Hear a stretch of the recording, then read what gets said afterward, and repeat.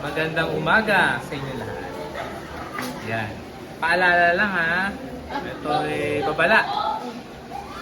Yung mga gamit natin tulad ng cellphone, lapis, ballpen, mga pagkain, huwag na natin iwan sa ilalim ng ating table.